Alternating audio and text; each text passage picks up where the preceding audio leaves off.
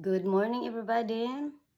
This is your angel. This is your angel, willing to send you guys the message that we have for today. Remember, this message these days are basically for chosen ones. To those who continue to obey and follow the Lord our God, Jesus Christ. And remember, we must continue to eat the bread of life because the bread of life has the words of everlasting life, right? So that's what we're doing here. And because it's judgment, so to those who been a karma of life are actually getting their taste of life, and to those who wants to get away and realize the mistake, we have the Lord Jesus Christ. And we have 3 days, like we said, we have 3 days. The Lord said we have 3 days. So right now we are going to listen again to what is going on with the world. With the world, okay? When there is a message, it's basically, the Lord knows what's happening. Remember, the earth is also the Lord. They're the one who knows what to do on this earth. The earth is included, they knows what we put in the world. They knows what we did. That's why the sand, when you do something wrong, you know remember, our body goes back to the dirt, right? But the Lord is the rock of our salvation, and so his blood protect his people even from the ground. You guys need to know that, right? Do you guys know that? If you do not know, if you have not been listening to my teaching, then you guys do not know. But if you continue to listen, you will know. You will have bread of life. You will not be hungry anymore. You will not even be thirsty. And you will even kill the animal out of you. Something like that. Okay? Start listening and not, disobeying. So today's message, we have message that coming from Proverbs. So we've been listening to Proverbs lately. So this is now the third time that we are in Proverbs, right? So we are actually jumping so fast because right now we are in Proverbs 30:5-9. So the Lord is not giving us much, just enough for us to hear what He is doing to the world, to the people, His and His, to those who obey Him and those who do not obey Him. Okay, our Lord, our God, and we have the name Jesus Christ. Okay, everybody, God with us, holy. That's what it means. Okay, let's go to Proverbs 30:5-9. Everybody, let's read it now. Every word of God is tested. He is a shield to those who take refuge in him. Add nothing to his words, lest he reprove you, and you will be exposed as a deceiver. First paragraph, everybody. So, the word of God is true, right? It's true. Don't be twisting it around, and add anything in it, anything lie or anything that is not against it, because you will be caught as a liar. Something like that, okay? Because the word of God is true, okay? It is true.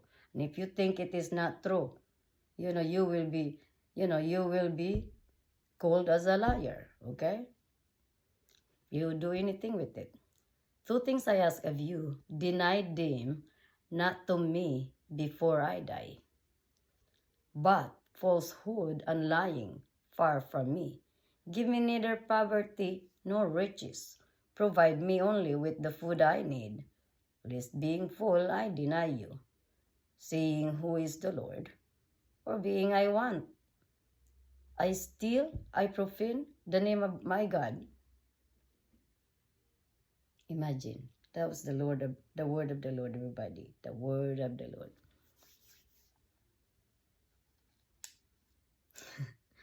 Well, The Lord is talking about an attitude. It's an attitude, you know. I mean, who wrote Proverbs? Isn't it like Solomon? You know, he's got this wisdom, right? I think Solomon knows, you know.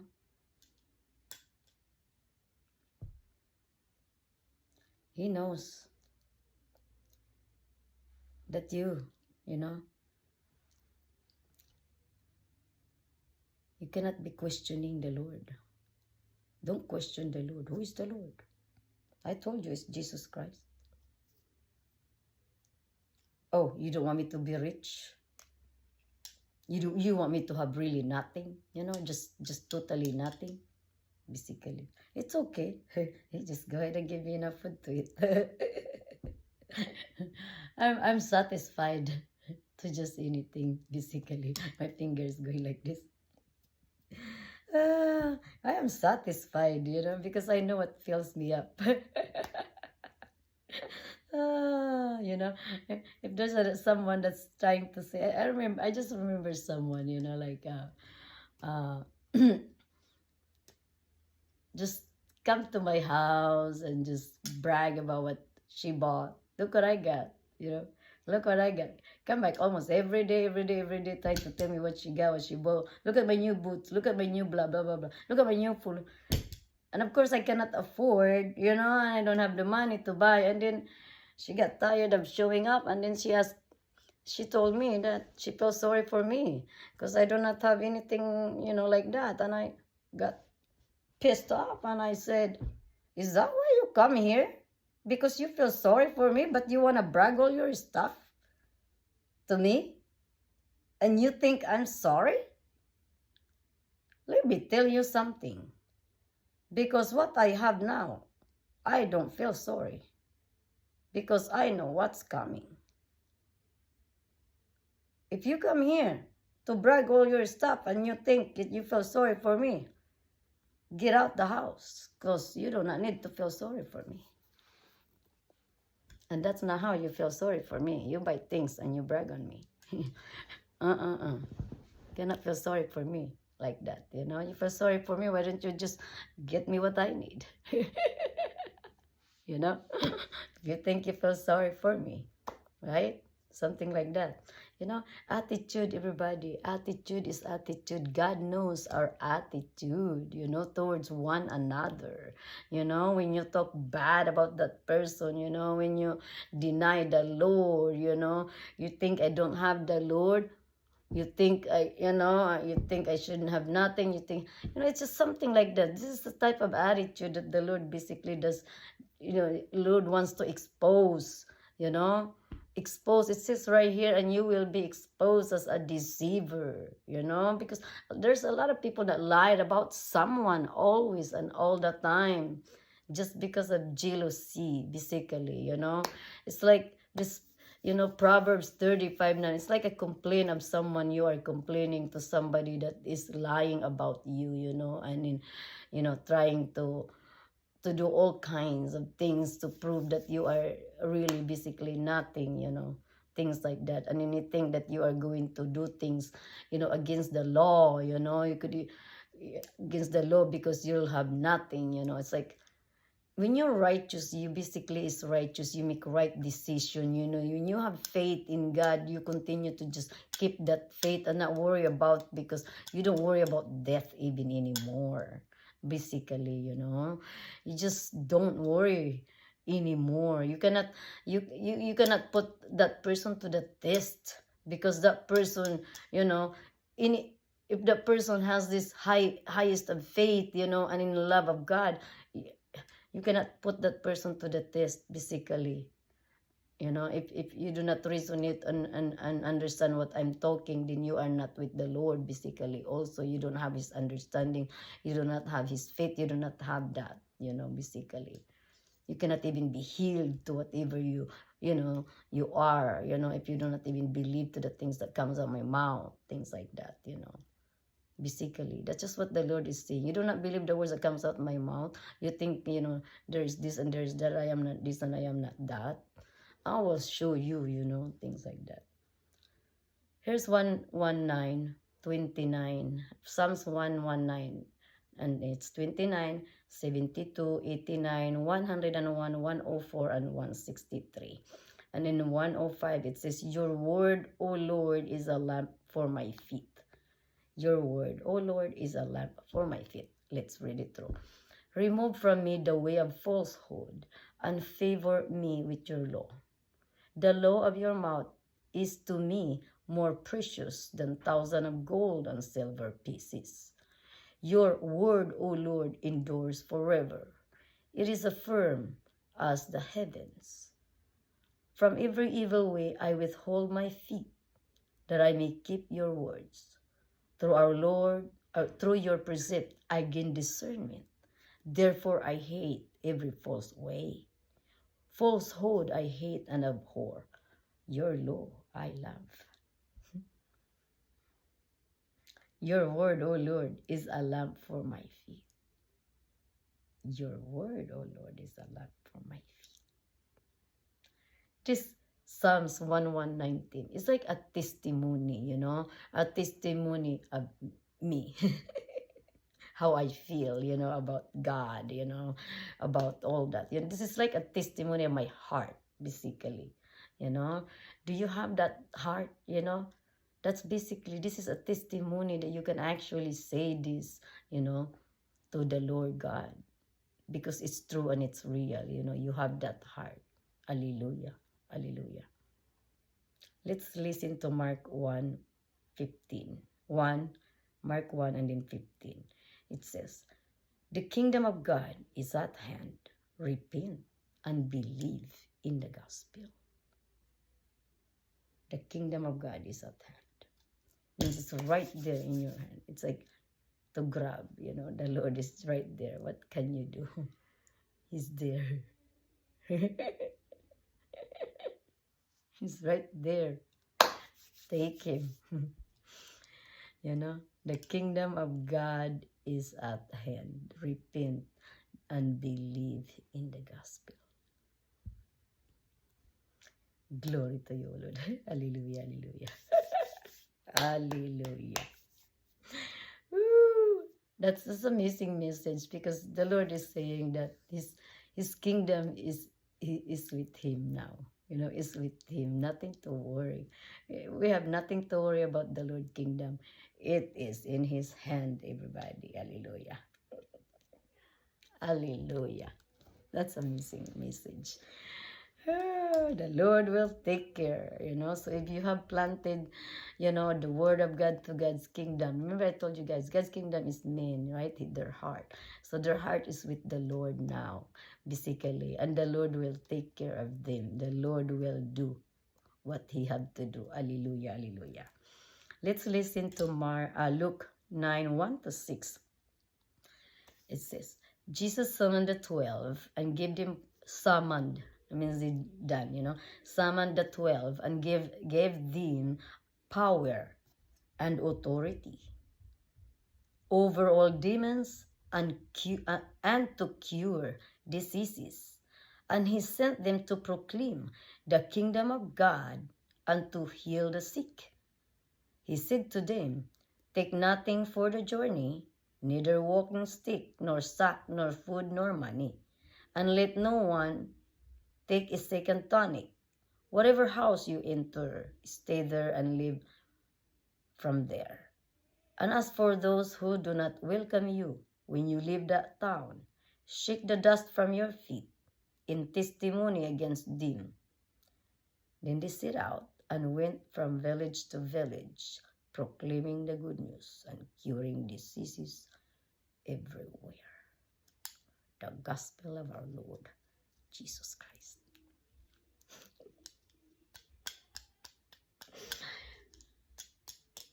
I want you guys to think, have you ever had a visitor that came into your house with the Bible? And then did you listen? Were you healed because you asked for healing? Did you receive the peace that you're supposed to receive. Because if you did not receive it, that peace is taken back to that peacemaker, peaceful person. And you will have the same, because you didn't receive the peace if you did not welcome that disciple, the 12 disciple of the Lord, because he summoned them. He gave them power and authority. They could have been healed. You could have been healed from your sickness if you were sick, if you welcome, the Lord disciple. You could have been cured from demons, from whatever it is that you were battling, from diseases, if you would just paid attention.